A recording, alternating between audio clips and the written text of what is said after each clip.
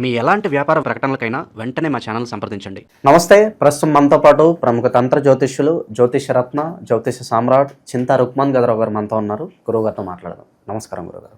మాతృదేవోభవ, పితృదేవోభవ, ఆచార్య దేవోభవ. ఓం నమో మాందేశ్వరాయ నమః. గురుగారు, ఆగస్ట్ మాసం, విశేషంగా శ్రావణ మాసం, తులారాశి వారి పరిస్థితి ఏ విధంగా ఉండబోతుంది? ఓవరాల్గా ఎలాంటి జాగ్రత్తలు తీసుకోవాలి ఈ శ్రావణ మాసంలో?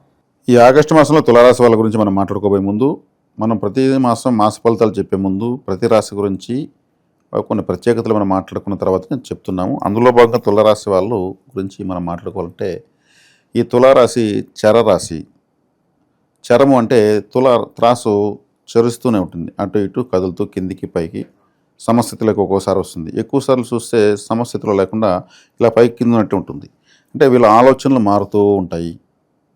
ఒకసారి పాజిటివ్, ఒకసారి నెగిటివ్, ఒకసారి న్యూట్రల్, ఇట్లా మారుతూ ఉంటుంది. ఇది ధర్మదేవత యొక్క ఆయుధము. మనకు కోర్టులో కూడా చూస్తే త్రాసు ఎత్తుకునే ఉంటుంది ఆ ధర్మదేవత. మంచి చెడులను బేరీజ్ వేసేటువంటి ధర్మదేవత. కాబట్టి వీళ్ళు, ఈ తులారాశి వాళ్ళు నిర్ణయాలు స్థిరంగా ఉండవు, మారుతూ ఉంటాయి. వీళ్ళకు ఏమాత్రం నచ్చకపోయినా, ధర్మదేవత అన్నాం కదా, ధర్మదేవతగా నచ్చకపోతే యాక్సెప్ట్ చేస్తుందా? చేయదు. సరే, ధర్మదేవత ముందు అరే ఇక్కడికి వచ్చింది న్యాయానికి అన్యాయానికి ఒక పెద్ద ప్రపంచ స్థాయి వీరుడు వచ్చాడనేసి ఏమన్నా భయపడుతుందా? లేదా రెస్పెక్ట్ ఇస్తుందా? తనకు నచ్చకపోతే ఎంతటి వారైనా పక్కన పెడుతుంది. ధర్మదేవత ముందు అందరూ చేతులకు నిలుచుకోవాల్సిందే. దేవుడు అన్నటువంటి ఒక శక్తి కూడా ధర్మం ముందు చేతులు కట్టుకోవాల్సిందే. అంటే ధర్మదేవత తర్వాతనే, ధర్మం తర్వాతనే ఏదైనా సరే. అందుకే ధర్మరాజుని ఏమన్నారు? ఆయన అజాత శత్రువు అన్నారు, ఆయన ధర్మదేవత బిడ్డ అన్నారు. నిజంగా ధర్మరాజు కోపం అనేదే వస్తే నువ్వు యుద్ధం చేయాల్సిన పని లేదు. దుర్యోధన, సప్త సముద్రాలు ఏకమైపోతాయి, నువ్వు తట్టుకోలేవు. ధర్మరాజు కోపం తెప్పించుకు.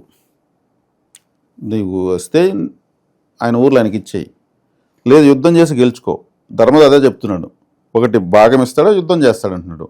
నువ్వు అది ఇది ఏదేనంటే మనకు కానీ కోపం వచ్చిందనుకో, యుద్ధం అవసరం లేదు, మొత్తం ధ్వంసం అయిపోతుంది. ధర్మదేవతకు ఆగ్రహం తెప్పించొద్దు అంటే అప్పుడు శకుని లాంటి వాళ్ళు కూడా చెప్తారు, అది నిజమే, ఏదైనా అంటే మనం యుద్ధం చేసుకుందాము, ధర్మరాజుకు మాత్రం కోపం తెప్పించొద్దు. అట్లా ధర్మదేవత ముందు ఎవరైనా నిలుచుకోవాల్సిందే. కాబట్టి వీళ్ళు మంచి చెడులను విశ్లేషించే దాంట్లో నిష్ణాతులుగా ఉంటారు. ధర్మదేవత యొక్క రాశిది. వీళ్ళకు కిడ్నీస్ ప్రాబ్లం వచ్చేందుకు అవకాశం ఉంటుంది. ఎందుకంటే తులారాశి కిడ్నీలు సూచిస్తుంది. మేషరాశి నుంచి కిడ్నీలు రాళ్ళు వస్తున్నాయి అన్నప్పుడు, ఏ రాశి వాళ్ళకన్నా కిడ్నీలు రాళ్ళు వస్తున్నాయంటే తులారాశిలోకి ఏదైనా చెడు గ్రహం వచ్చినప్పుడు ఆ ప్రభావం తగులుతుంది. వీళ్ళు ధర్మదేవత సంబంధం రాసినాను కాబట్టి వైవాహిక జీవితంలో కూడా ఏదన్నా వీళ్ళకి విసుగొస్తే అక్కడ భార్యను కూడా పక్కన పెడతారు. అది తప్పు కదా, నాకు నచ్చలేదు నువ్వు చేసిందంటారు. అది అనురాగంగా, ప్రేమానురాగాలతో ఉండాల్సింది కూడా ఒక జడ్జిలాగా తీర్పు ఇచ్చారనుకోండి, ఎలా ఉంటుంది? మరి అంత కరెక్ట్గా మాట్లాడితే ఏముంది? తప్పని స్ట్రిక్ట్గా ఉన్నా కూడా చాలా మందికి నచ్చదు, ఉండకూడదు కూడా. కానీ వీళ్ళ రాశి యొక్క స్వభావము కరెక్ట్గా ఉండాలా, తప్పు చేయకుండా ఉండాలా అనేది బైలా చెప్తా ఉంది, బేసిక్ రూల్ చెప్తా ఉంది అనే విధంగా ఉన్నారనుకోండి, అంటే తప్పే జరగదా, జరిగితే ఇట్లా అంటే ఇది జడ్జి రాశి అని చెప్పచ్చు. ఒక జడ్జి, అందుకే ఇది జడ్జి కాబట్టే కర్మగ్రహం శనేశ్వరుడు ఇక్కడ ఉచ్చస్థితి పొందుతాడు. జడ్జి గారు నల్ల కోటే వేసుకుంటారు. శని ప్రభావంలో కోటు ఉంటుంది. నల్లగుడ్డే, శనేశ్వర సమయం నల్లగుడ్డే ధర్మదేవత కండ్లకు కట్టుంటారు. ధర్మం ఎక్కడుంటే అక్కడ శనేశ్వరుడు ఉంటాడు. ఆయన అందుకే తులారాశిలో ఉచ్చస్థితి. కాబట్టి వీళ్ళ యొక్క ధర్మమే ఒక్కొక్కప్పుడు వీళ్ళకి శత్రువు అవుతుంది. ధర్మం ఎప్పుడు అది పెరగదు, తరగదు, సమంగా ఉంటుంది. దాన్ని ఎవరు నశింపజేయలేరు. ఈ రోజుల్లో ధర్మంగా ఉన్న వాళ్ళకి ఎక్కువ కష్టాలు, వీళ్ళకి చేరు. నాకు చెడ్డ పేరు వచ్చినా పర్లేదు, నా ధర్మాన్ని నేను విన్ను. మరి అంత న్యాయానికి పోయి ఎందుకు ఇంత చెడ్డ పేరు తెచ్చుకుంటే అందరు నోట్లు ఎందుకు పడతాం అంటే అనుకున్నారు. ధర్మం మంచి ఏదో చెడ్డ నాకు తెలుసు. అర్థమైందా? ఇలా ఉంటుంది. ఈ రాశి వాళ్లకు, ఈ లగ్నం కానీ ఈ రాశిలో, ముఖ్యంగా ఈ లగ్నంలో పుట్టిన వాళ్ళకు 2 వివాహాలు అయ్యేందుకు అవకాశాలు ఎక్కువ ఉంటాయి. ఎందుకంటే రాశిలోనే రాహువు, స్వాతి నక్షత్రం చాలా అద్భుతమైన నక్షత్రం, 4 పాదాలతో రాహు బలంగా ఉన్నాడు. రాహు మల్టిపుల్ రిలేషన్స్ కారకుడు. శుక్రుడు ఈ రాశాధిపతి, శుక్రుడు భార్యకారకుడే. సప్తమాధిపతి కుజుడు వీళ్ళకి పాపి. అప్పుడు పాపినప్పుడు వీళ్ళకి వ్యతిరేకంగా ప్రవర్తిస్తాడు కదా, భార్య వ్యతిరేకంగా ప్రవర్తించవచ్చు, లేదా భార్య వ్యతిరేకంగా ప్రవర్తించే విధంగా వీళ్ళు మాట్లాడచ్చు, లాంటివి జరిగే అవకాశాలు ఉంటాయి. అంటే ఈ విషయంలో జాగ్రత్త తీసుకోవాలి. ఇది వీళ్ళ తప్పు, వీళ్ళ దోషం అని కాదు, ఈ రాశి యొక్క సహజమైనటువంటి విషయాలు ఇవి. ఇక్కడికి చాలు. ఇలా ఒక్కొక్క రాశి గురించి చెప్తే మనం ఒక రోజంతా కూడా చెప్పచ్చు, అంత విజ్ఞానం ఒక్కొక్క జ్యోతిష్యంలో ఉంది. మనం ప్రతి మాసం చెప్పుకుంటూ వెళ్దాం. ప్రజెంట్ ఆగస్టు మాసం అయితే మరి ఎలాంటి పరిస్థితుల్లో రాబోతుంది? ఆగస్టు మాసంలో వీళ్లకు ఈ మధ్యకాలంలోనే షష్టగ్రహ కూటమి కట్టింది. ఆ షష్టగ్రహ కూటమి అనుకూలించే రాశుల్లో మొట్టమొదటి రాశి వృషభ రాశి, తర్వాత తులారాశి, తర్వాత మకర రాశి, మిథున రాశి అని కూడా చెప్పుకున్నాం, 4వ రాశి. ఆ షష్టగ్రహ కూటమి ప్రభావం వీళ్లకు రానున్న కాలంలో విశేషమైన ఫలితాలు ఇస్తుందని చెప్పాము. వీళ్లకు 6వ ఇంటికి శని వెళ్ళడము, వీళ్ళ రాశిలో ఉచ్చస్థితి గ్రహము, శని 6వ ఇంట్లో విశేష రాజయోగం కావడము, మూల త్రికోణ రాశి అయినటువంటి కొమ్ములకి రాహు తన మూల త్రికోణ రాశిలోకి రావడము, గురువు భాగ్యంలోకి రావడము, ఈ మాసం 10వ స్థానంలో శుక్రుడు సంచారము రాశ్యాధిపతి, 11వ స్థానంలో బుధుడు రవి కేతు సంచరించడము, ఇవన్నీ తీసుకుంటే ఏ వైపును చూసినా అనుకూల పవనాలే వీస్తున్నాయి. షష్టగ్రహ కూటమి జరిగిన మూలకం తీసుకుంటే కూడా గురువు భాగ్యం గోచారంలో, దీని గురించి తెలియని వాళ్ళు లేరు. 6వ శని విశేషంగా యోగిస్తాడు. ఈ రాశిలోనే ఉన్నటువంటి స్వాతి నక్షత్రానికి అధిపతి పంచమూల త్రికోణంలో కుంభంలో స్ట్రాంగ్గా ఉన్నాడు. ఆయన 18 సంవత్సరాల తర్వాత వచ్చాడు. లాభంలో రవి కేతు బుధులు, దశమంలో శుక్రుడు. ఇంకేం కావాలి వీళ్ళకు? కుజుడు వేయంలో ఉన్నాడు. కుజుడు వేయడం కూడా మంచిదే, ఎందుకంటే నష్టం చేసేవాడు నష్టంలో పడిపోయి శత్రువుకు బలం లేదు. కాబట్టి సర్వగ్రహానుకూలత తులారాశి వాళ్ళకు ఉంది. శత్రువుల నుంచి అయితే అంతగా ఇబ్బంది లేదంటారు? ఏమి ఇబ్బంది లేదు. వాళ్ళతో ఇంకేమైనా శత్రువులు ఇంట్లో శత్రుత్వం కట్టడం అంతా కూడా ఫ్రెండ్స్గా మారిన అవకాశం ఉంటాయి. నాది అప్పుడు పొరపాటు అయింది, సారీ మిస్టర్, నేను ఇంకెప్పుడు చేయను.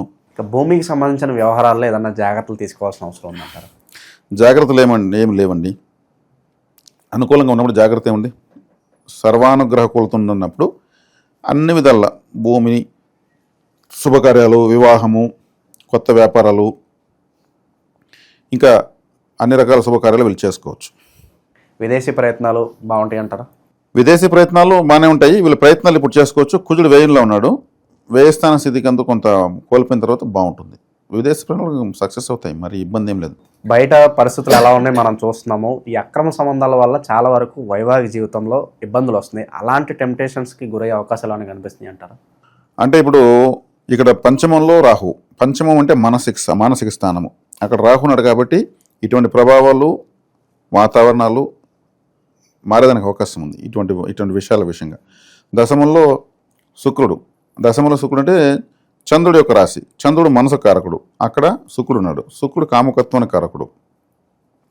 లాభంలో 3 గ్రహాలు ఉన్నాయి. వీళ్ళు ఇటువంటి ప్రయత్నాలు చేస్తే లాభాలు వచ్చేందుకు అవకాశం ఉందని చెప్పొచ్చు. అంటే లాభాలు వచ్చిందంటే వీళ్ళకి సానుకూలంగా ఉన్నాయని, అంటే ఇది మనం ఎంకరేజ్ చేసినట్టు కాదు, కానీ గ్రహస్థితిని యాజ్ ఈజ్ వివరణ చేస్తున్నాం. బట్ ఆ రిలేషన్ వల్ల వీళ్ళకి కలిసి వస్తుంది అంటారు, ఏదో పరంగా, ఏదో ఒక రకంగా. అట్లా పరిచయం వల్ల కొంత వ్యాపారాల్లో కలిసి రావడమో, లేదంటే ఇంకేదైనా ఆర్థికంగా ఇచ్చిపుచ్చుకోవడాలో, కొంతమంది వ్యాపారంలోకి లేడీ పార్ట్నర్స్ రావడము, నేను పెట్టుబడి పెడతాను, లాభాల్లో నేనేం చేయలేను, పెట్టుబడి పెట్టగలను అనడము, ఇట్లాంటివి కూడా జరిగేదని అవకాశం ఉంది. సహజంగా అక్కడక్కడ జరుగుతుందని చూస్తూ ఉంటాం. ఓవరాల్గా వీళ్ళ నెట్వర్క్ ఎలా ఉంచుకుంటే బెటర్ అంటారు? లైక్ ఎక్కువ మంది కావచ్చు, అంటే ఎవరితో ఎలా బిహేవ్ చేయాలి, నెట్వర్క్ ఓవరాల్గా ఎలా ఉంటే బాగుంటుంది అంటారు వీళ్ళకి?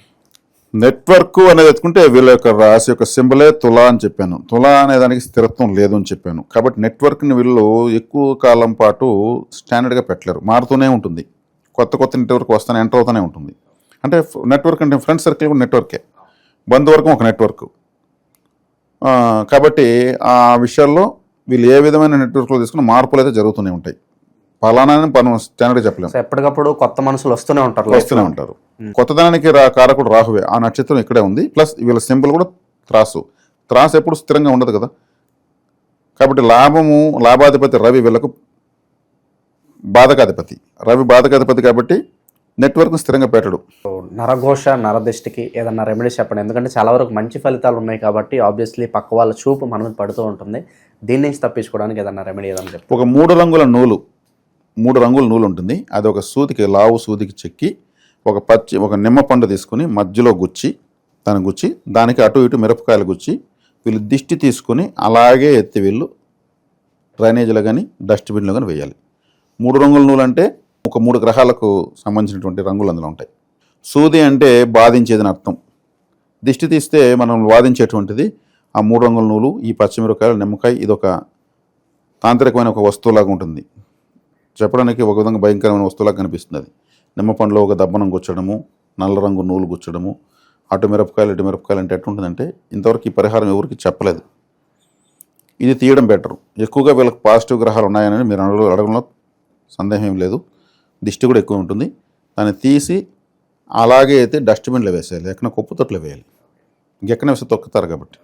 సో ఇంకా విశేషంగా ఎలాంటి పరిహారాలు దైవారాధన చేసుకుంటే బాగుంటుందంటారు ఈ నెల వేళలో?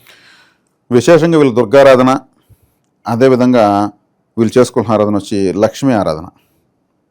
లక్ష్మీదేవి, దుర్గాదేవి ఆరాధన చేసుకో. లక్ష్మీదేవి వచ్చి శుక్రుడు దశమలో ఉన్నాడు కాబట్టి అమల యోగం నడుస్తుంది కాబట్టి, దుర్గాదేవి ఆరాధన వచ్చేకాడికి రాహు 5వ ఇంట్లో ఉన్నాడు కాబట్టి అదృష్టం పెరగాలి కాబట్టి విశేషంగా చూస్తుంది. వీళ్ళు ఏదన్నా కొత్త పనులు ప్రారంభించాలంటే వారంలో ఏ రోజు బాగా కలిసి వస్తుంది అంటారు? అలాగే ఆ పనుల్లో అనుకూలత కావచ్చు, పాజిటివిటీ రావడానికి ఏదన్నా విశేషంగా మంత్రం ఏదన్నా ఉంటుందా వీళ్ళకి? ఏదన్నా మంత్రము అనేది మనము సపోర్ట్ చేయడం లేదు. మంత్రాలు బాగానే పనిచేస్తాయి. కానీ మంత్రము తీసుకుని ఈ మాసం కోసం మంత్రము, ఈ వారం కోసం మంత్రం తీసుకుంటే అది మంత్రాన్ని మనము దాని పూర్ణ శక్తిని తీసుకోలేము. అది గురుముఖతః తీసుకోవాల్సింది. ఒక చెప్పాలంటే ఒక జ్ఞాన గురువు, కారణ గురువు చేత తీసుకోవాలి మంత్రం. బాధ గురువులు, బోధ గురువుల దగ్గర తీసుకోకూడదు. బాధ గురువులు అంటే బాధ పెడతారు వాళ్ళు, ఏదో ఒక విధంగా అంటే డబ్బులు ఎమర్స్ చేసుకుంటారు. బోధ గురువులు అంటే ఏదో ఒకటి చెప్పుకుంటూ ఉంటారు అంతే, వారు ఇంకేమి ప్రభావితం చేయలేరు. జ్ఞాన గురువులు అంటే సంపూర్ణ జ్ఞానం ఉంటుంది వాళ్ళకు, వాళ్ళు జ్ఞాన మార్గం చూపించగలరు, వాళ్ళ దగ్గర తీసుకోవచ్చు. కారణ గురువులు అంటే మీకోసమే ఉంటారు, వాళ్ళు వెతుకుతుంటారు నీకోసం. వాళ్ళు పట్టుకుంటే లైఫ్ సెటిల్ అంటారు. నీ జీవితం మార్చి వదిలేస్తారు. మాస ఫలితం అవసరంలా, వార ఫలం అవసరంలా. అటువంటి వాళ్ళు దొరికితే మంత్రం తీసుకుంటే మళ్ళీ జాతకం అవసరం లేదు, వారఫలం మాసఫలం అవసరం లేదు. ఆ మంత్రమే తోడుకెళ్ళిపోతుంది, ఎక్కడికో తీసుకెళ్ళిపోతుంది. అలాంటి గురువులు మరి ఎలా అన్వేషించాలంటారు? పూర్వజన్మ సుకృతం ఉంటే గురువే నిన్ను ఎతుకుతుంటాడని చెప్పాను కదా, నువ్వు వెతకాల్సి పని లేదు, గురువు నిన్ను ఎదుగుతూ ఉంటాడు. కాబట్టి పూర్వజన్మ సుకృతం ద్వారానే లభిస్తాడు అటువంటి గురువు. సో ఆ అదృష్టం అందరికీ వరించదు, అందరికీ రాదు, అది అయ్యే పని కాదు. సో ఓవరాల్గా తులారాశి వాళ్ళకి ఈ నెల ఎలాంటి ఫలితాలు ఉంటాయి, ఎలాంటి పరిహారాలు చేసుకోవాలి, అద్భుతంగా వివరించారు. ధన్యవాదాలు గురుగారు. ధన్యవాదాలు.